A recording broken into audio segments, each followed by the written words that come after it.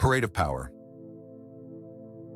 On the premises of the United Nations headquarters, New York City, in the United States of America, the streets are bustling with yellow taxis, honking horns, and people rushing by. The camera captures the imposing structure of the UN building as luxury cars pull up one by one, forming an impressive convoy. The African countries' flags flap proudly on the cars' hoods, shining under the sun. Journalist John's voice, soft chuckle, slightly sarcastic.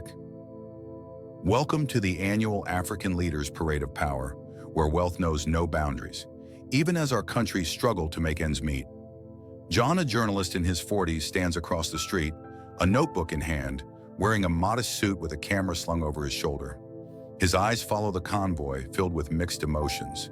John's eyes focus to the president of one of the countries in Africa as he emerges from a gleaming Lamborghini limousine and adjusts his custom-tailored suit as he strides confidently into the UN building. John focused on the European leaders arriving in small, eco-friendly cars. They smile warmly, unbothered by the lack of grandeur.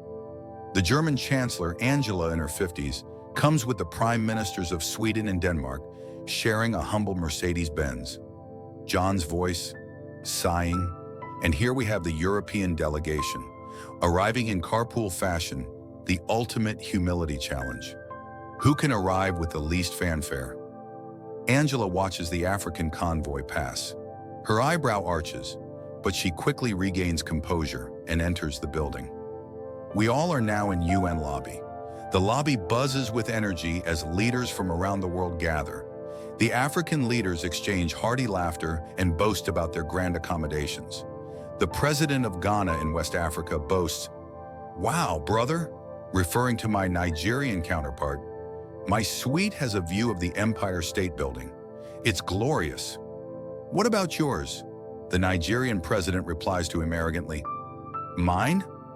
I've got the entire top floor.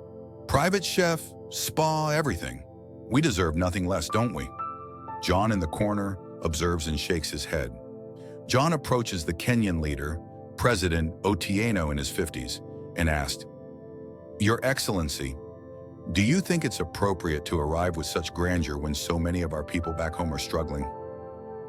President Otieno, grinning, "Ah, my boy, perception is everything. If we don't look successful, how will they take us seriously?" John is left speechless, jotting down notes with a frown. Later that day in the night at a 5-star hotel lobby, John wanders through the grand lobby of a luxury hotel, watching the African leaders and their entourages enjoying themselves, drinking champagne, shopping, and laughing. The camera pans to John's expression, disappointment mixed with frustration. John's voice thinks aloud. As he watched, I couldn't help but wonder, when did luxury replace leadership? When did pomp overshadow purpose? The next day at the UN interview room, the Kenyan president sits across from the IMF chairwoman, 70s. John watches from a corner, documenting the conversation. IMF chairwoman, "So you're requesting an additional $500 million in aid?" The president answered, "Yes, madam. The situation is dire. Our people are suffering."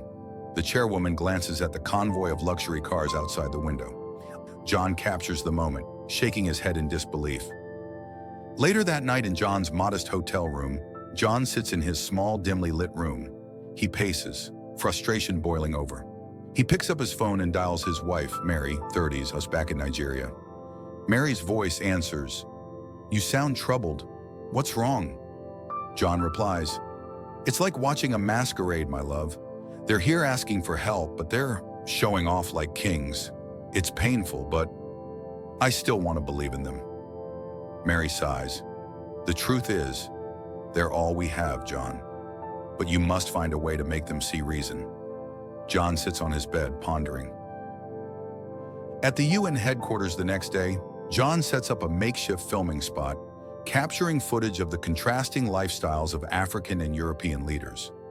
Journalists from different countries had interviews with European leaders, such as the Dutch Prime Minister and German Chancellor, who speak about humility, prioritizing national needs and leadership. The footage goes viral. African presidents watching the video on their phones, shocked and embarrassed. On day 4 at the UNMEETINGROOM, African leaders gather, visibly uneasy. John stands at the podium, invited to speak. Your Excellencies, as a son of Africa, I must ask, how can we ask for help while portraying ourselves as the wealthiest? How can we expect respect when we don't respect the struggles of our people? How can we be asking for debt forgiveness while almost all the African countries' presidents attended with 1 or 2 private planes of theirs? The room falls silent. The Kenyan president finally speaks, voice tinged with regret. The president said, "You're right. Perhaps we have lost our way." The next day at JFK Airport, the African leaders prepare to leave New York, each arriving in a modest car. They share rides for the first time. John stands off to the side, watching with a slight smile. President of one of the countries in West Africa calling out to John, "Next time, my boy, we'll ride together." John laughs, "Only if you pay for the expenses from your pocket." The two share a warm moment as the convoy of humble cars fades into the distance.